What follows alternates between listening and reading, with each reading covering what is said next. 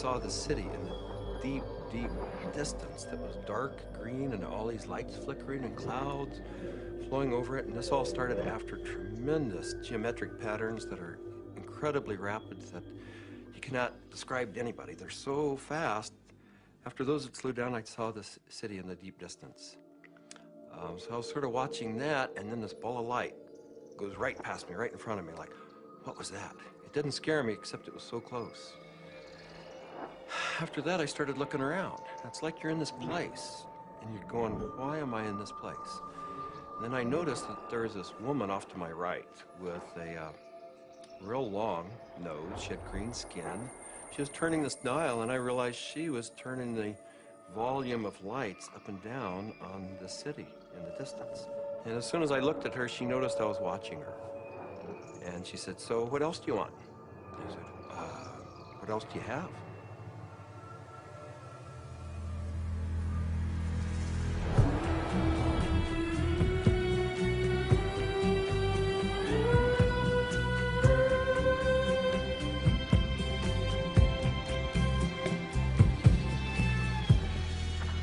This is the story of DMT, or dimethyltryptamine, a simple compound found throughout nature which has profound effects on human consciousness. One of the things, besides what it does, one of the things about DMT that always fascinated me was the fact that it's such a simple molecule.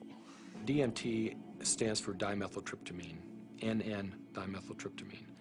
If you actually look at the ring structure of DMT itself, you only have really 4 positions that you can attach things to.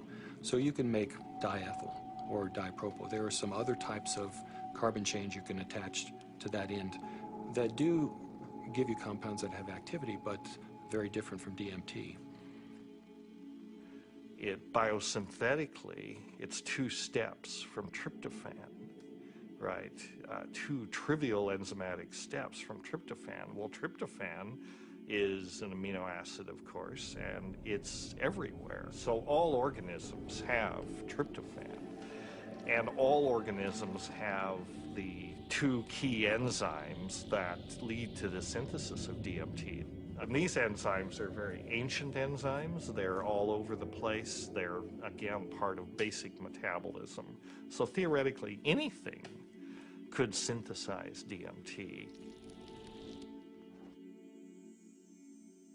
DMT is astonishingly widely available in plants and animals all around the world, but so far nobody really knows why it's there or what its function is. That's the $64 billion question, is why is DMT in our bodies? Why is it in plants, in all sorts of mammals? What is the role it plays in humans? The conventional wisdom 30, 40 years ago was that these things had no real function. They were just sort of physiological noise, but that's a very naive understanding. And what we now understand is that these secondary compounds are, in a sense, the language of plants. These are messenger molecules. This is what plants use to mediate their relationships with other organisms in the environment. Why is it that human beings' central nervous system are wired to receive this experience? Must be that, there's important information to be learned. So I don't think it's universally present in nature by accident. It has a real function. We have co-evolved with these plants. There's a purpose and a meaning to it.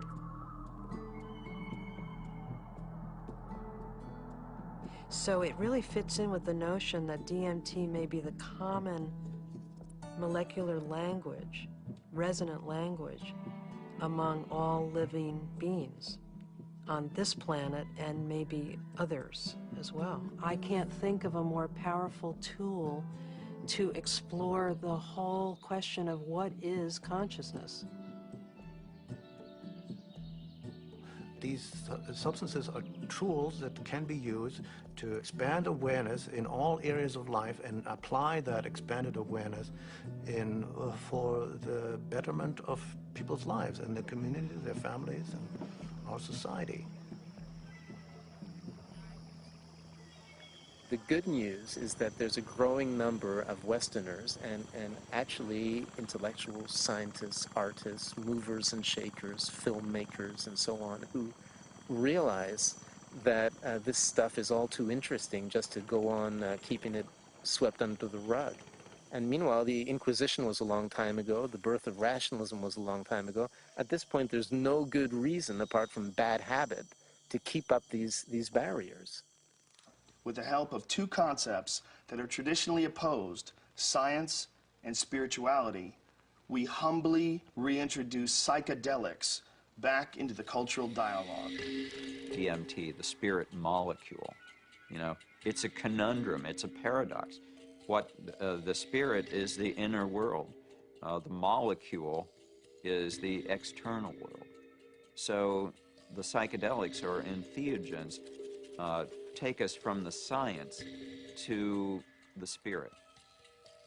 I was drawn to the pineal gland, which is a very small organ in the center of the brain, which has always been an object of interest and even veneration for a lot of esoteric physiological disciplines.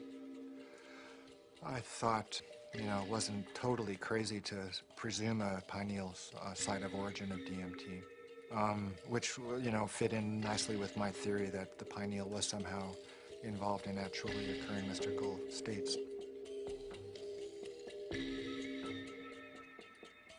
This hypothesis proposes that the pineal gland at certain times, when it's under a specific stress or stimulation, it releases a significant amount of this hormone, DMT, and it's that hormone that facilitates the entering and exiting of the soul in the body.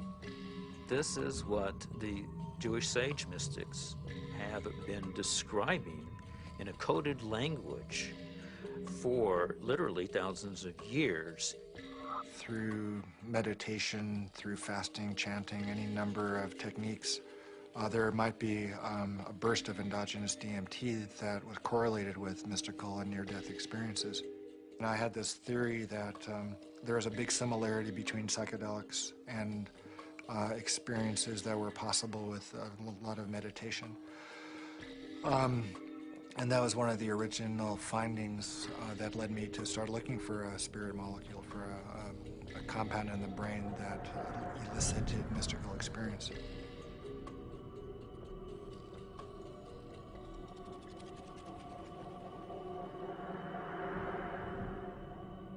I think there may be a role for DMT in explaining any number of hallucinatory phenomena that man has experienced throughout his history.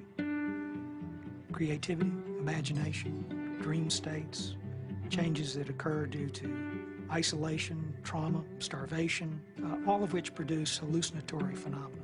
These hallucinatory phenomena are explainable by the presence of compounds known to produce hallucinations. And the only compounds that we know of that are capable of doing this are the class of compounds known as hallucinogens.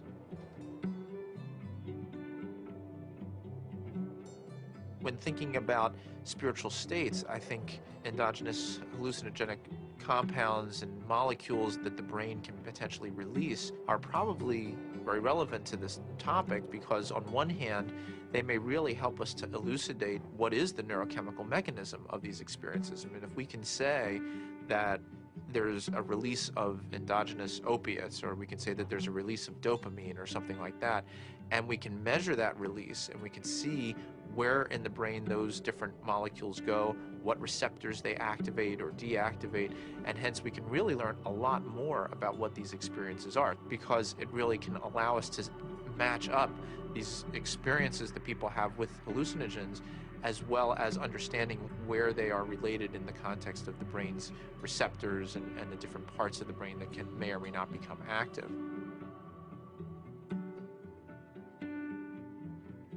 One of the other interesting things about the pharmacology of DMT is that it's actively transported into the brain. And so you have to wonder about the role of DMT in just everyday, normal, perceptual, activity. Too much DMT and things become very psychedelic, or, not enough You know, DMT in the brain can make things dull and flat and gray. There's something that, for me, makes sense about DMT. You called it the spirit molecule. It might almost be called, you know, the reality molecule. Philosophically, it makes sense that something that would be so fundamental to the way we perceive reality would be imbued out there in reality.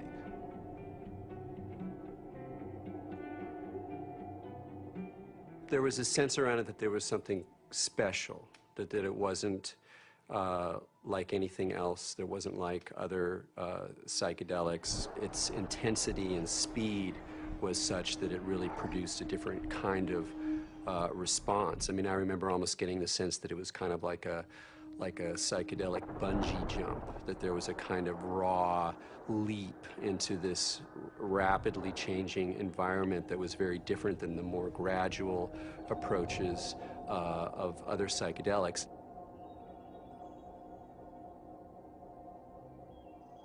Smoke DMT is sort of like the drive-by shooting of psychedelics. You're in one place, bang, you're in another place, and then bang, you're back down. So it doesn't leave a whole lot of room for that narrative of who am I, what am I doing here, why am I in this space, what am I learning? It's almost like there was too much information to process in that few minute span to integrate once you drop back down. Dimethyltryptamine, when it's administered, has a very rapid onset and a very short duration of action. This is because it's very rapidly broken down by the body so that it can be cleared. DMT is rapidly degraded by an enzyme in the liver called monoamine oxidase, or MAO. That's the reason it's not active when you take it by mouth. Whereas psilocybin, when you take it by mouth, it's not broken down by monoamine oxidase very quickly at all. So it gets through the liver and passes on into the bloodstream and into the brain.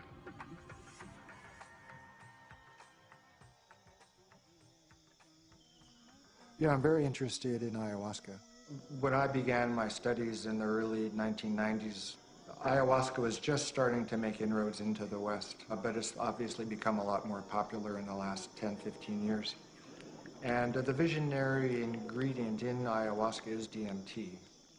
Through some amazing feat of pre-literate chemistry, the Amazonian natives stumbled upon or combined whatever. I don't know how they did it, but they found that one plant contains DMT and one plant contains an enzyme inhibitor. Combine them, you can drink DMT and it's orally active. So it starts working in a half hour, lasts for 3 or 4 hours. And you can, maneuver a lot more comfortably within that state than you can when you're just smoking it or injecting it. Orally active ayahuasca tends to pick you up and gently carry you into the space and hug you and embrace you and clean you and show you all sorts of mystical visions, and then it very gently brings you back down like you're floating on a feather back to the ground. As valuable as my DMT experiences have been, I feel that there's a lot more enduring value, really, in this folk technology, which stretches it out and makes it a navigable space. Our whole Western, European-derived tradition of distilling alcohols and isolating chemicals and making everything stronger and taking it out of nature and putting it into the biggest punch that we can, I don't think that generally that's the most useful way. I think there's a reason that cultures have learned to turn a 5-minute experience into a 5-hour experience. It seems to me that ayahuasca has had a plan and that it's reached out into the world and brought DMT into many, many thousands of lives in a much bigger canvas than it had reached for the last 10,000 or however many years. And it's done it very rapidly, and it's done it with form to go with it. And ayahuasca is much harder for the power structures that we have now. It's much harder for them to put down because it has been part of a legitimate religious and spiritual practice for thousands of years, certainly in the Amazon. And we can't just dismiss all that as primitive mumbo jumbo and superstition. We have to get to grips with that on its own terms. I think that there's a growing number of people who feel this desire to get back in touch with nature, with plants, with animals, and who know that through the shamanic path there's a way of doing this, and that actually these tools, these psychoactive tools for plants like ayahuasca is a very direct way of doing this. Now, it may not be everybody's cup of tea, and I think a lot of people are actually with reason afraid of it.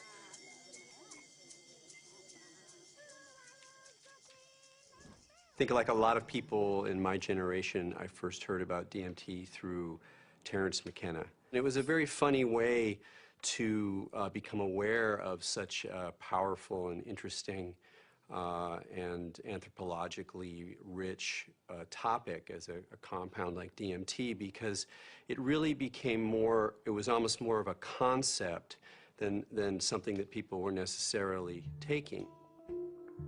The DMT flash makes it clear that disembodied consciousness is a possibility. I think that the whole tension of history and the tension of life seems to be about the shedding of the body. Terence was he was a good promoter. Basically, he said it's the ultimate metaphysical reality pill. And even though it's not a pill, but I thought that was a pretty good characterization after I took it. It seemed to be of a different order than LSD and mescaline and some of the other things that were around. DMT really did seem to be a whole other level of experience.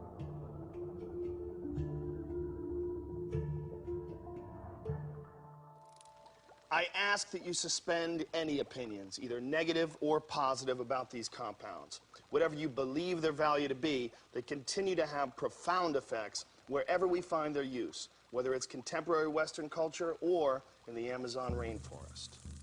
It was in the 50s that the ayahuasca churches started going public.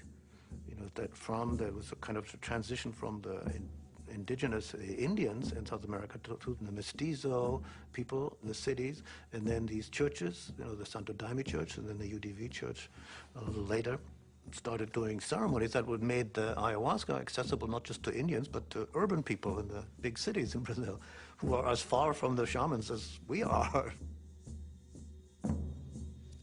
In the early 1990s, the UDV established a branch of their church in the United States. In the late 90s, the U.S.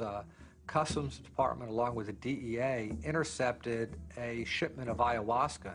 The church protested the government action. They contended that it violated the Religious Freedom Restoration Act, and the case was heard in the U.S. Supreme Court, and in February 2006, their decision was announced, and it was a unanimous decision on the side of the UDV.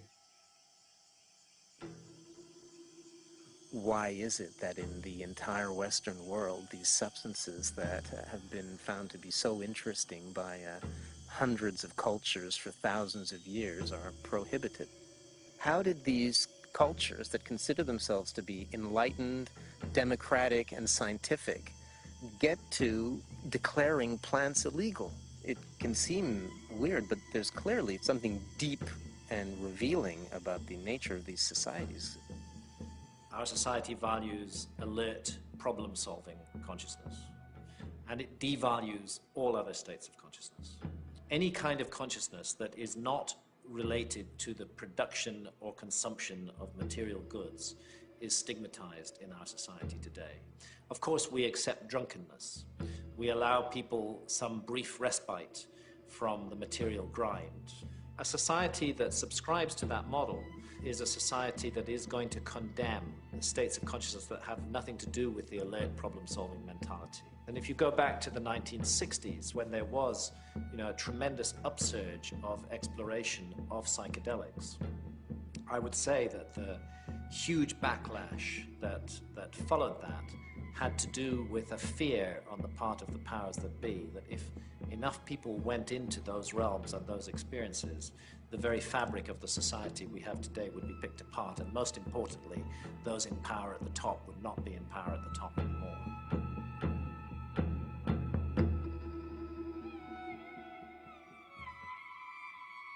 There was an optimism that was ungrounded, that Vietnam was happening, that all this real stuff was going on, and that the psychedelic movement wasn't really addressing that in a real way, and that Timothy and that bunch sold us a false bill of goods that didn't really work.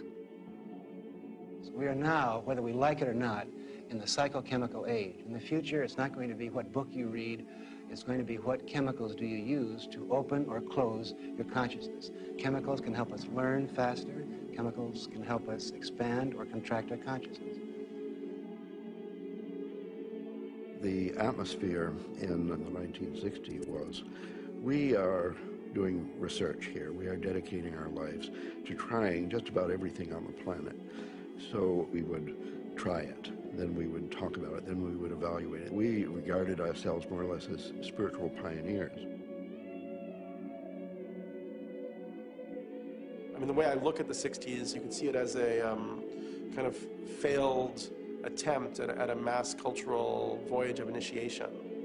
So people would try to go out into these other realities, but they didn't have a basis for it. There weren't wisdom traditions and elders, there weren't like connections of shamanic lineages, so people would go out and they would kind of like smash apart. Timothy Leary really so discredited a scientific approach to studying this, because he started off doing interesting research and then got into advocating use in a way that was incredibly threatening. Culturally, we reacted, and politically, it became impossible to do this sort of research. Funding agencies didn't make resources available. Regulatory agencies increased the practical hurdles for initiating this kind of research. And I think people who had interest in research of this type largely were discredited because of their interest in the research. Social, political, scientific issues that came together pushed these drugs out of the scientific marketplace.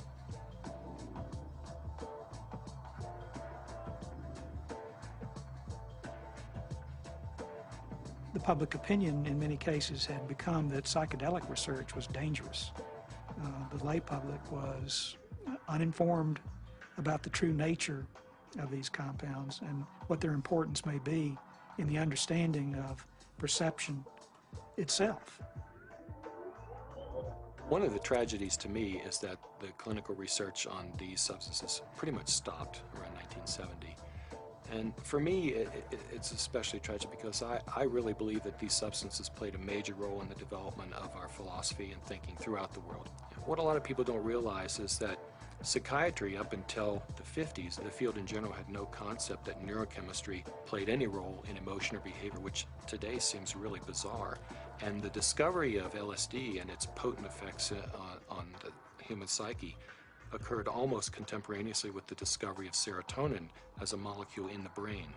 And it was really when people looked at the structure of serotonin and compared it with LSD that they really began to think, maybe neurochemistry plays a role in brain chemistry and behavioral states. If LSD had not been discovered, I doubt we would have had any of the drugs we have, at least not as quickly as we do for treating depression and so forth. Once these drugs became abused and scandalized, psychiatry had to really work hard, to distance themselves from any valid scientifically meritorious relationship with psychedelics. Being a psychiatrist and saying you want to learn or study about psychedelics, it's not that well received. And I made one mention one time and was discouraged from really bringing it up again for actually a number of years. For cultural reasons, the whole class of compounds got pulled off the clinical bench, and no research has gone on for 40 years.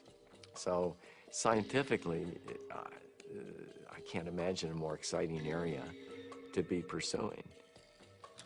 How does one go about studying these plants and compounds? Plants and compounds which produce unimaginable experiences and appear to shed light on some of humanity's greatest mysteries.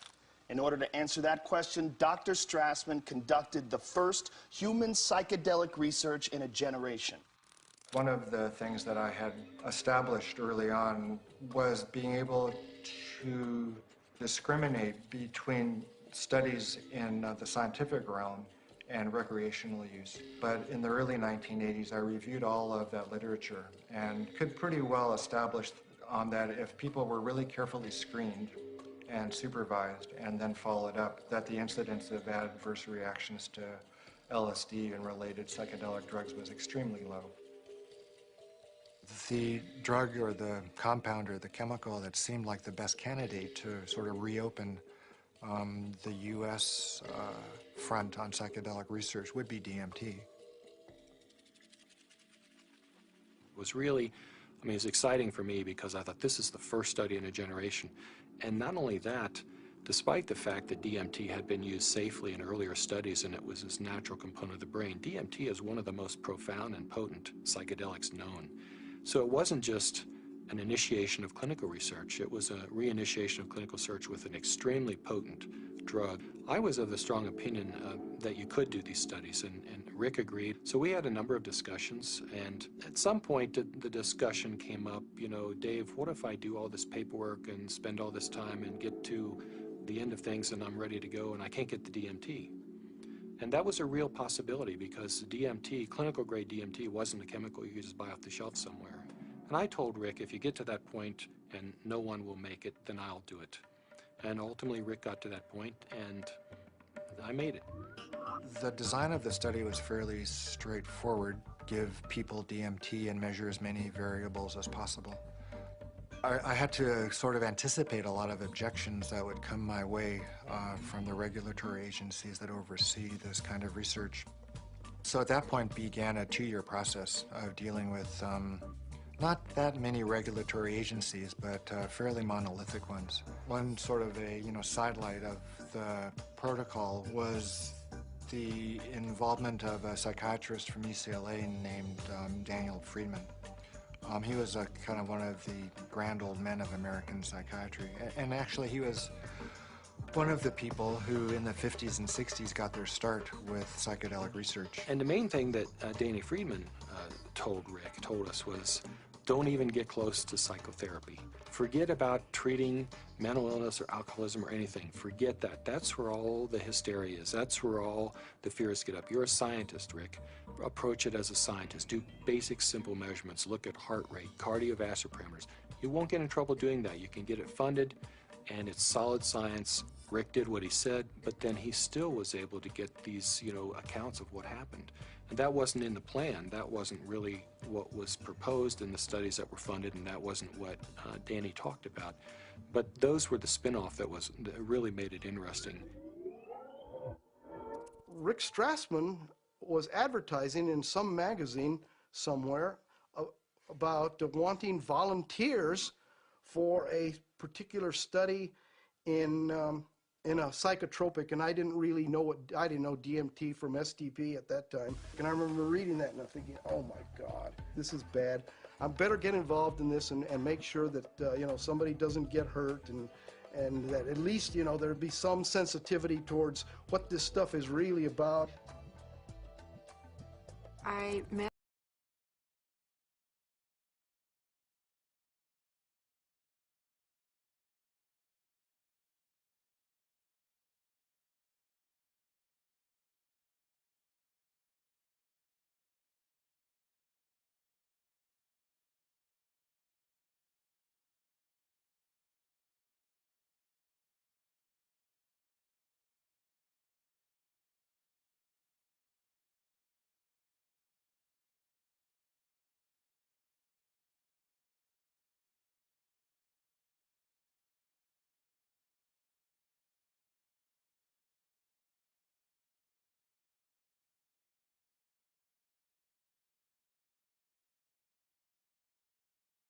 And then other people who I think were just interested for their own personal growth and yeah, our curiosity. Once we actually got into the preparation for the actual trips, Rick asked me about roller coasters. Do you like roller coasters? You know, the sensation of going up really high and then slamming back down towards Earth. And I said, no, I hate them. They're horrible. And he said, not good. I just wanted to go with the experience, learn as much as I could, absorb as much as I could, and be humble to it. The idea of legally sanctioned psychedelics was just very compelling. Plus, you're in a hospital, so should you get that uncomfortable experience that you're dying, you're with doctors in a very safe environment from that point of view. I mean, this was really very cutting edge, very out there, it was high risk, and people knew what they were getting into, and they wanted to have the extra reassurance, and I was glad, actually, to have a crash cart in the room and a team, you know, in the hospital to respond to any emergencies. You're in this hospital room, and there's all the sounds and the smells and just the prior experiences of being in the hospital. You know, all these negative things come back. So there was the whole environment to be overcome, because little did I know that it didn't matter where I was. I wasn't going to be in my body. I was going to be out in the universe, and it didn't matter where you launched from. It could be a hospital room, it could be the jungle in the Amazon. It didn't matter where you were, because you weren't going to stay there. Set and setting is so important. It's even more important than the substance. More important than the substance. Set and setting is everything. Now, what is the set and setting when you are blindfolded? The set and setting is not what you're seeing. You're not seeing anything. The set and setting is your internal self. The things that you have learned, the capacities that you have achieved, the conditions of your own psyche and psychology, these are your set and setting. It's the medicine combined with or interacting with the set and setting that creates an effect of safety, of trust, of comfort, and of resourcefulness that makes it possible for you to take some big leaps and receive some big gifts. And if that's not there, you just get terrified. So I didn't really have physical fears so much that they would die or have a stroke. I did have some fears about people's mental health, you know, especially with some of the higher doses. We gave one gentleman who had a lot of experience with the drug one dose, and he didn't think it took him far enough. So then we gave him a higher dose, and he was gone. He was really gone. It reminded me of something from The Exorcist. I mean, he just boom, sat bolt up in the bed, and his eyes opened up, and they were completely dilated and black. And I almost thought he was going to turn his head completely around. And I remember looking at Rick, and Rick looked at me, and I thought, oh my God, he's gone. I hope he comes back. And he did. The countdown was like, you know, counting down for preparing for your death, like waiting to surrender. And you'd feel the coldness, and the coldness just going through your veins, and it's really indescribable. It's hard to, you know, it's like ice going through your veins. And the next thing that would happen, besides my racing heart, is this burning sensation would happen on the back of my neck. I mean, this was reliable. This is like clockwork. This happened every time that you shot me up with DMT. And then there'd be a hum, and the hum would get louder and louder, and to the point where it broke apart everything that I was or knew. It was just this, it just got louder and louder until you just had to surrender to the sound. And then you were there. I would get a warm, full feeling, a golden feeling in my chest before it went to my head. And I'd feel this warm rod, about 1.5 inches in diameter, start growing up inside my central channel. It would come up and sort of slow, warm up my chest, go up through my head, and slow down and put tremendous pressure in my sinuses behind my eyes, and slow down. Start to grow and distend the skin behind my forehead about 1 inch, behind my hairline. And when it had, I was afraid it was going to pop my skin a few times because it was a very physical feeling. About 1.5 inches, 2 inches above my skull, when it popped through there, then the psychedelic trip would start. I thought I died. I saw the white clouds, you know, the Renaissance white fluffy clouds with the gods and the angels and all that stuff is what I saw. I thought I was dying and going out, but I did take a quick look at Cindy and a quick look at Rick because I had my eyes open, and they were both there watching, looking very calm. And I go, oh, that's really good news. My body looks fine.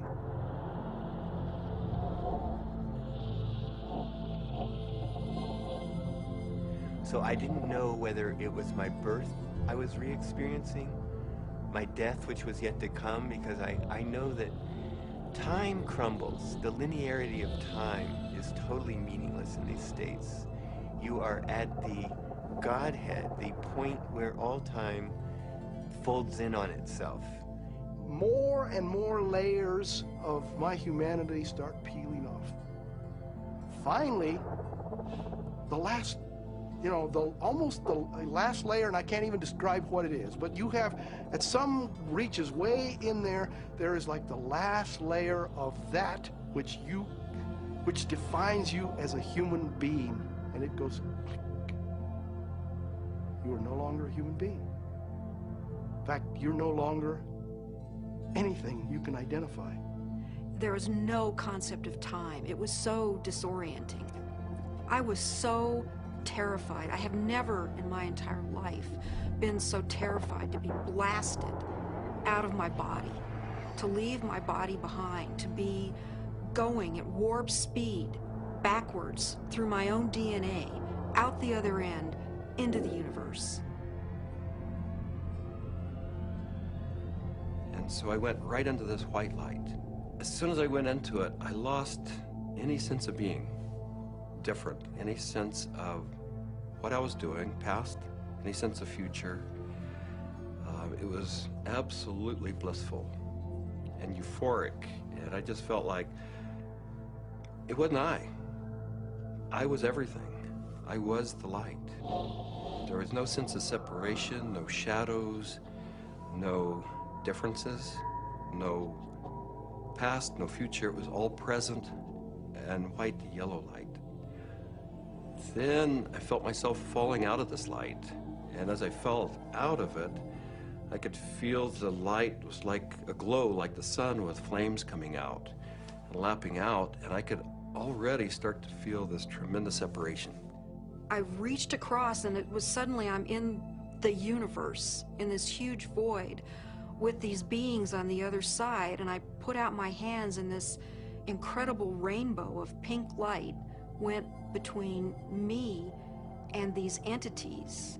And I was trying to make it be like a white light, but it was this incredible pink light, this energy of love that this capacity of love that we as human beings have, that I was trying to just send to them.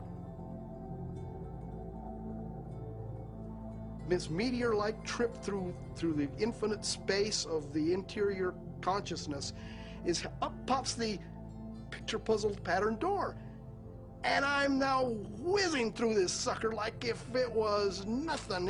I'm flying through it. But now I know what the picture puzzle pattern door is. The picture puzzle pattern door is the farthest reaches of your humanity. This is the doorway into what defines you as a human being. When you go past that, you stop being human to a degree, and the further you get past this point, the further away you go from being a human being. But right here, this picture puzzle pattern door is everything. It's everything. It's what defines you as a human being. This picture puzzle pattern door is you. This is like the actual core of where all of reality is emanating from. This is where meaning comes from. Symbols were pouring out. They were intertwined. Every symbol and letter and in every language was pouring out of this point. And I looked around at my environment and I was trying to absorb everything, to understand, but there were all of these machines or structures or things that I had never seen before, that I had no idea what they were. I was like a caveman in a computer lab. I didn't have any idea, but I knew in my intellectual awareness that this was a very advanced civilization or life forms or whatever they were. They were so far advanced from what we know here on Earth. There's one state in it, I call it the hobby horses, and they're interlocking, reticulating, vibrating hobby horses, and I use that's what they seem like to me. They interlock and they form a visual pattern that seems infinite in scape. And then you're on the inside, outside, inside, every side.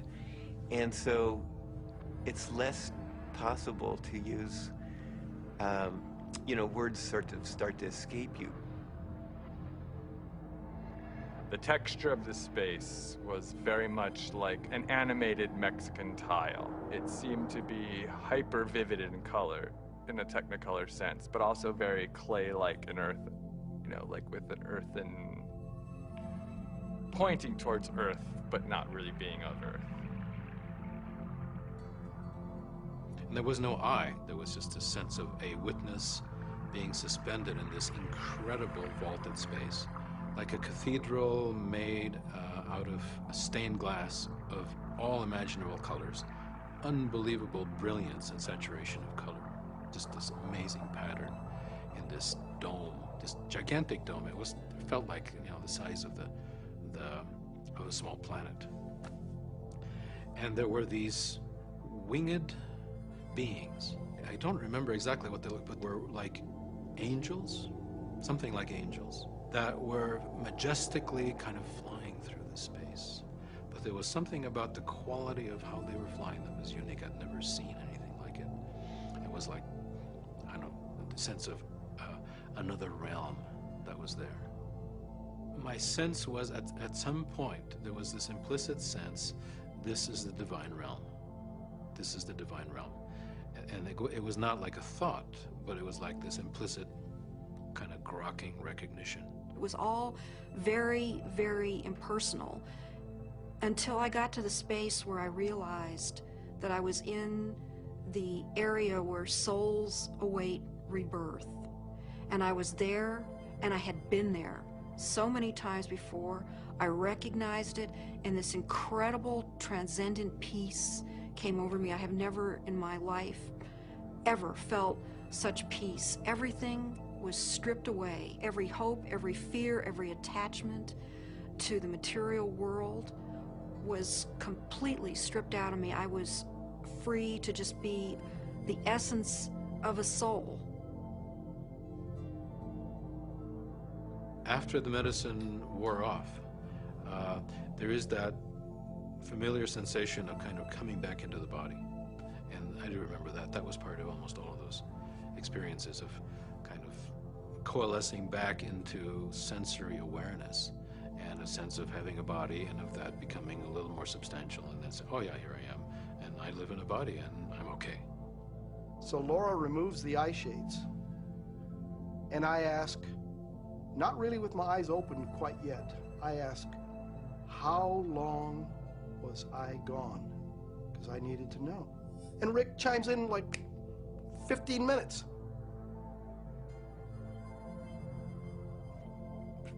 For a moment, I'm shocked. I'm like, the mind, has to try to catch up, because now the whole cognitive dissonance of the experience has to catch up.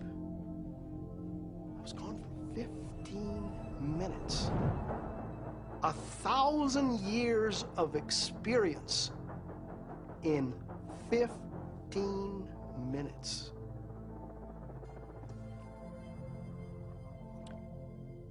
Well, to say the least, it was profound. It was profound.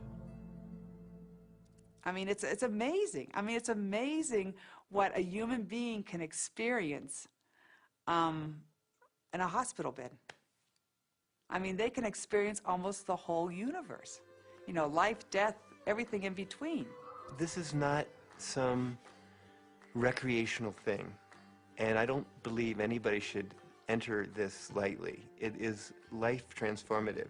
It will perhaps shake you enough to realize, you know, that you need to be awake to the fact that you don't know, and that is the beginning of starting to know. What we see here is such a tiny part of what is real. I get really frustrated because, of course, there's no way to prove that where I went was deep space, that I encountered, you know, other entities, other life forms that exist in this universe. At some point, maybe our civilization will become advanced enough and we will throw off these anchors of impossible thought, that these things are impossible, that it's not, you know, that everything that exists where we can see it. I wrapped up the studies in '95 and really just had to take a break for a couple of years.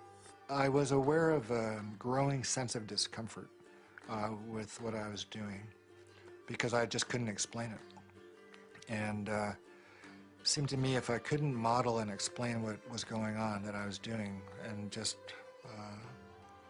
you know, bringing people to the edge of these kinds of experiences, it seemed like I ought to. That it was a little irresponsible to be sort of pushing people off the cliff like that without really knowing exactly what it was and accepting and understanding and feeling comfortable with that model. And, you know, I think what began dawning on me after a while once I stopped the study was that I was really dealing with a spiritual phenomenon. What do these experiences say about the nature of reality, the nature of our minds, or the function of our brain that we can so quickly shift into these alternate realities? Let's take a step back and consider how these experiences inform us about ourselves, our consciousness, and the symbiosis of the two. It started seeming to me that what was happening with DMT, particularly with respect to some of these reports of entering parallel or alternate or freestanding parallel sorts of realms of existence, is that indeed was what their consciousness was doing. The chemistry of their brain, which is the organ of consciousness, was being changed by DMT in such a way that they could then receive information that we weren't able to receive normally. Yes, there's the experiences from DMT and ayahuasca, and they have their function. But if we'll also look at what it enables us to see, it just rips that filtering mechanism away for a few minutes, and for a few minutes you're immersed in sort of this raw data sphere of input, of sensory input, of memories, of associations. I mean, it seems like the brain builds reality out of these things, what you're experiencing, what you have experienced, and how you associate and synthesize these things together to tell yourself a story, essentially, about what's going on, where you are in space and time.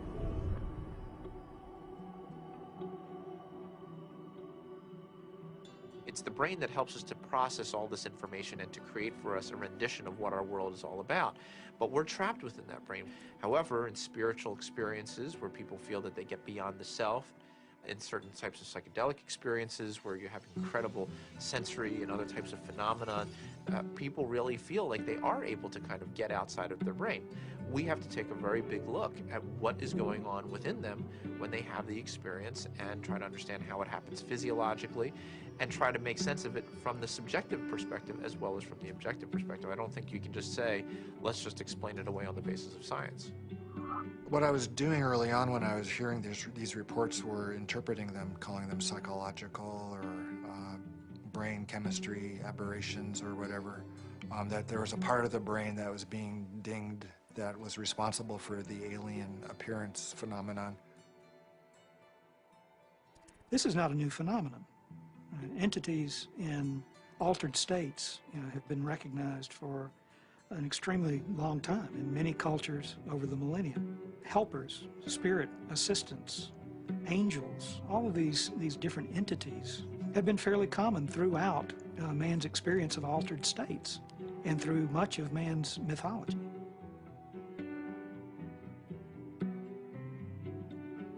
I don't think it's out of the realm of possibility that people are in some way interacting with some sort of an intelligence or sentient being or something that exists at some level that's not in this three-dimensional physical plane. I'm looking at it from a sense of, okay, is the drug healing you? Is it helping you? Or is it giving you the tools? What are you bringing back?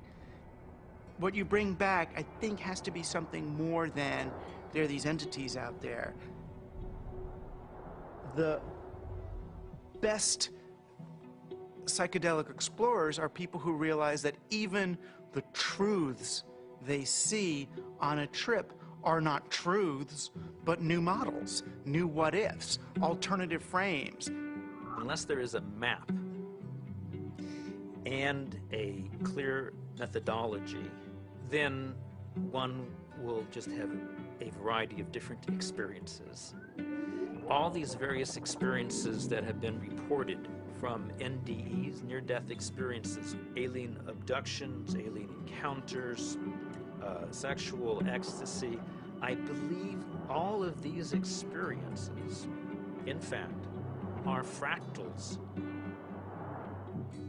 If we understand the concept of fractal geometry, no matter how small it is, it contains everything that is in the larger picture. And thus, that validates profoundly all these various experiences. To count the phenomenon as hallucinatory or imaginary, I think it's maybe more useful to look at a mechanism of action. If it is real, then perhaps how does it work?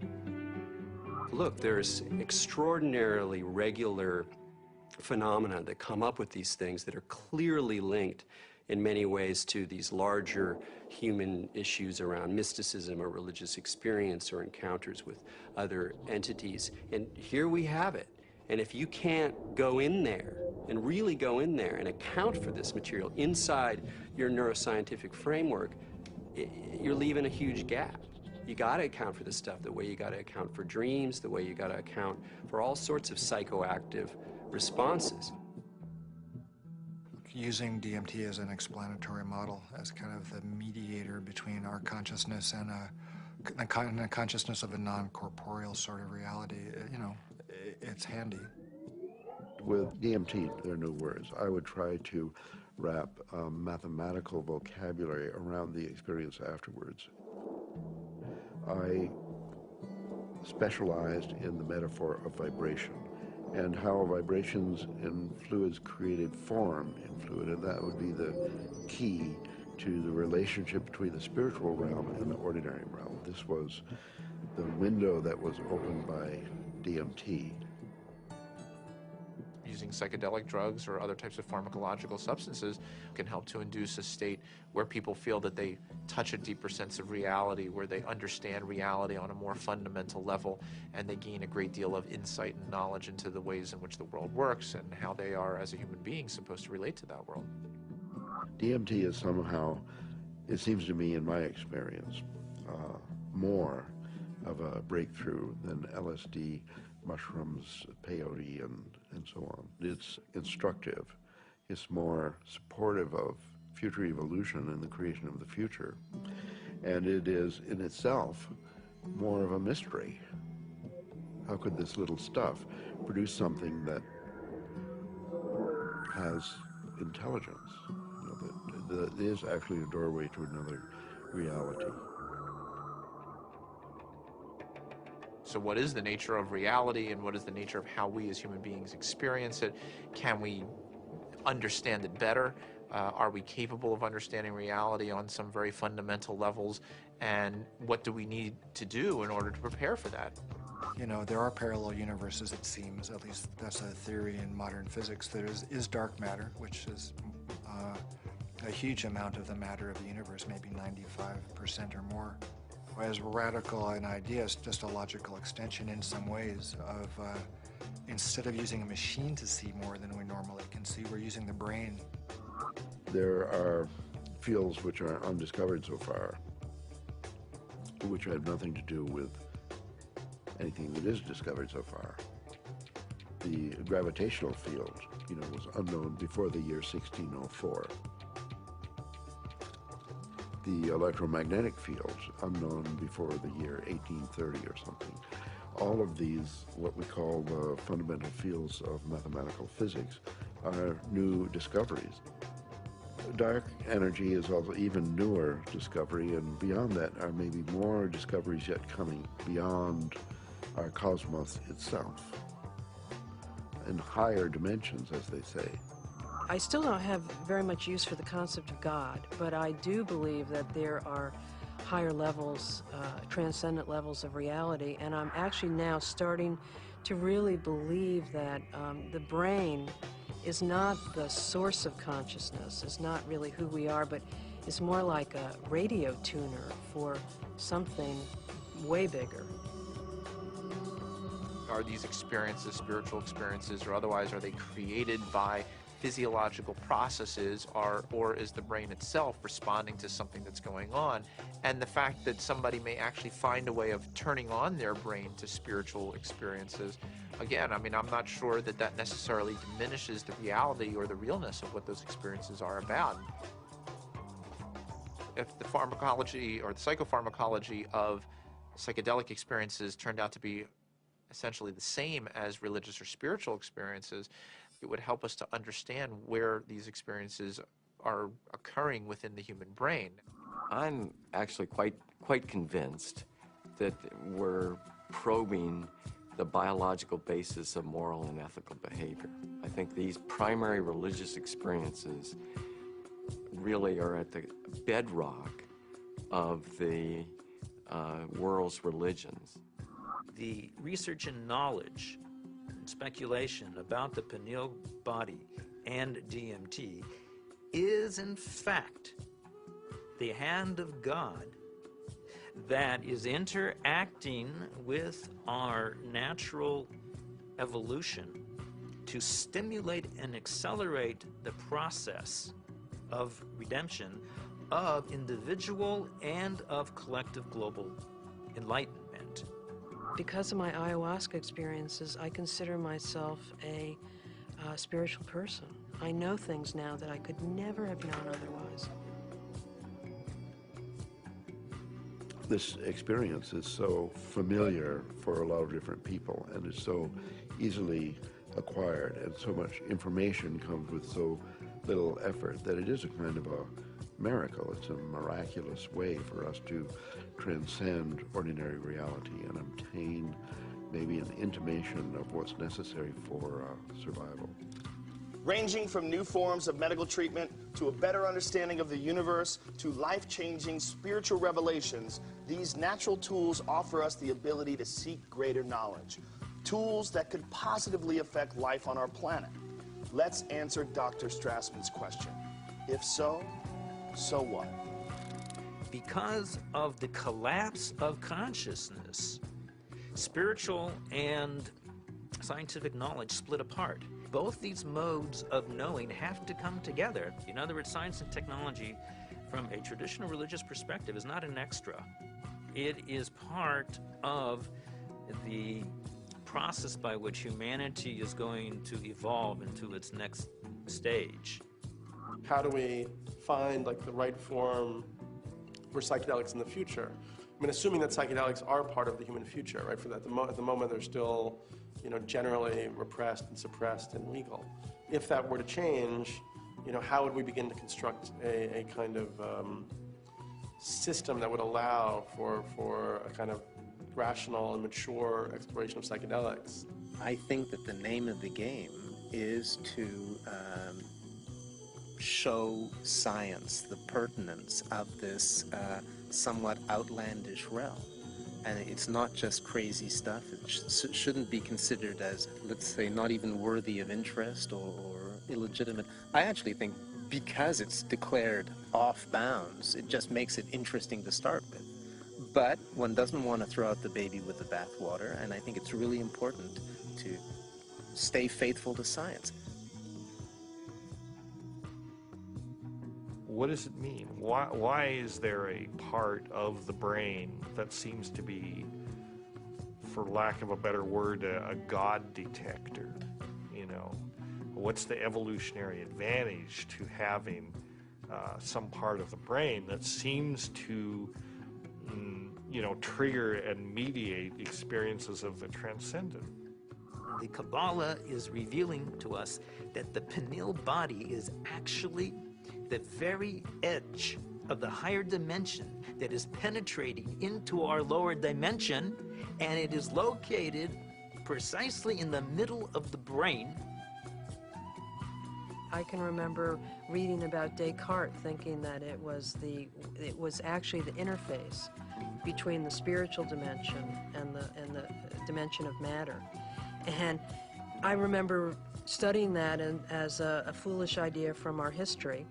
And now it seems actually like a very interesting idea. What we are looking for out there is really in here. It is the doorway. It is the gate. So we focus on the transformative effect of the psychedelics. But it's also true that the reverse is true, that it requires transformation in order to embrace psychedelics. You know, it's one of the tricky paradoxes of postmodernism that psychedelics both require and produce a transformative effect. We have severed our connection to spirit. That's what our society has done. It has sought to persuade us that the material realm is the only realm, and the only way we're going to recover is to reconnect with spirit. And I truly believe we need the help of the plants in order to do that. Part of our work is to respect these medicines and then to change the culture enough that people doing them can be respected and held, and not everybody needs to do them, not everybody should or wants to, but that it isn't pushed to the side. And so part of that does involve then research, because that's how in our reductionist society we validate things. With the passing of the years and the opportunity for sober reflection, I think there's a growing appreciation that there may be something to gain from studying these compounds, that there's a lot we can learn, and there may very well be treatment models, particularly for patient populations for whom conventional treatments are ineffective, for whom the psychedelic model, when utilized optimally, may provide great benefit.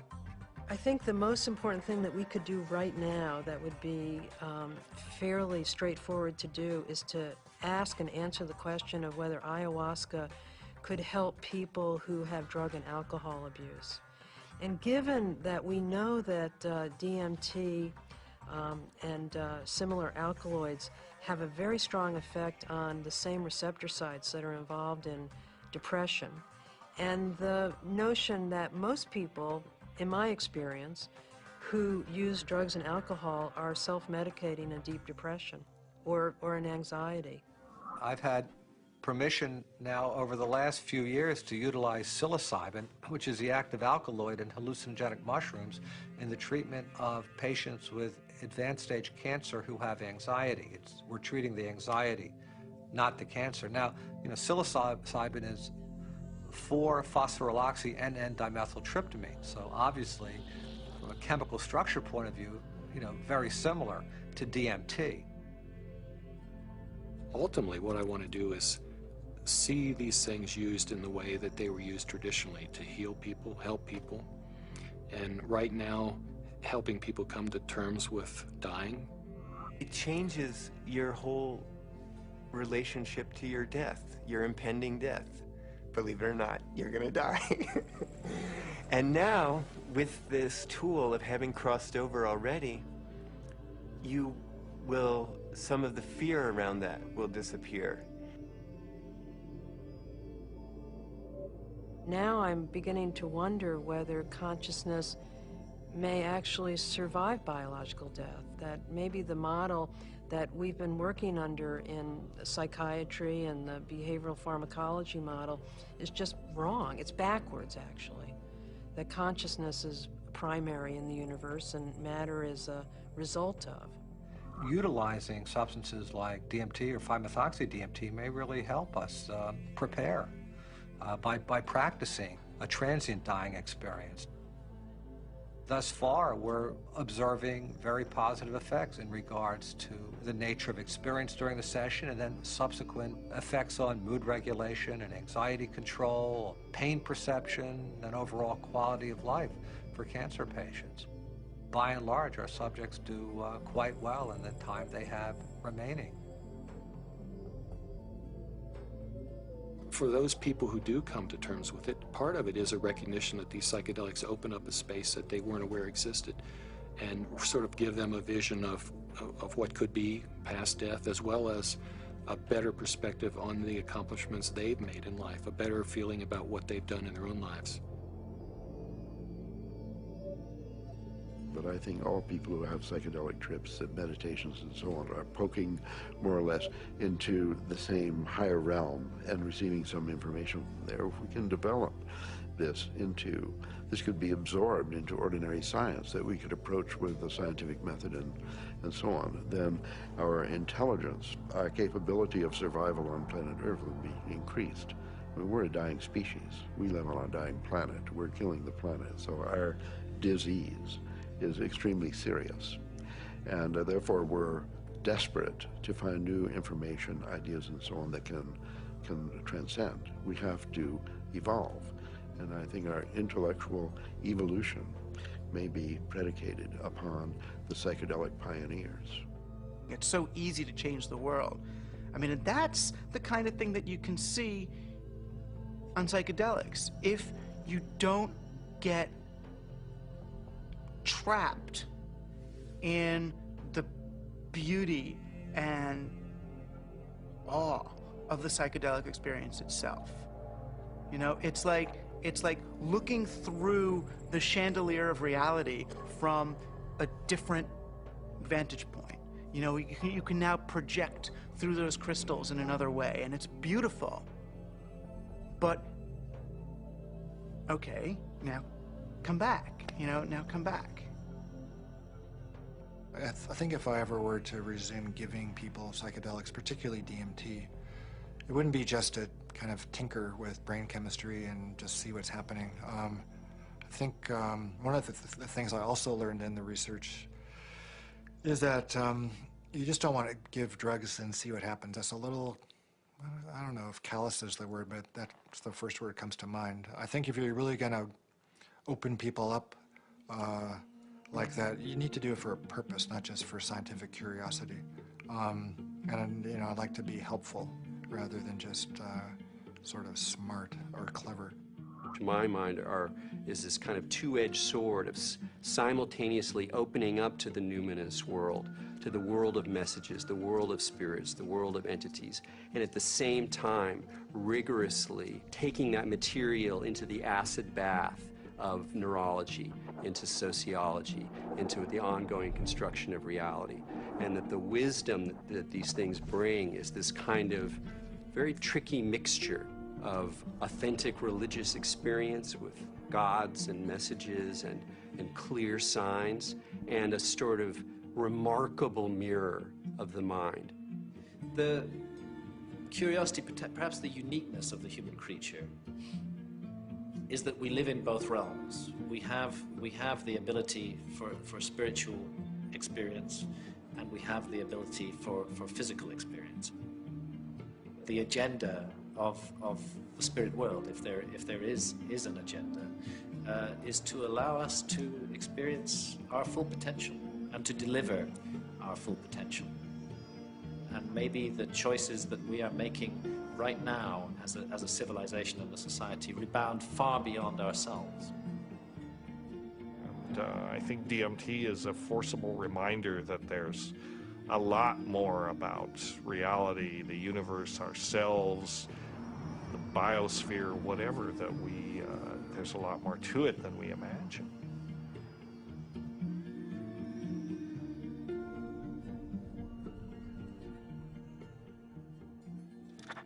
It seems our reality is not the only reality. Occasionally the cracks reveal themselves and may even want to be discovered.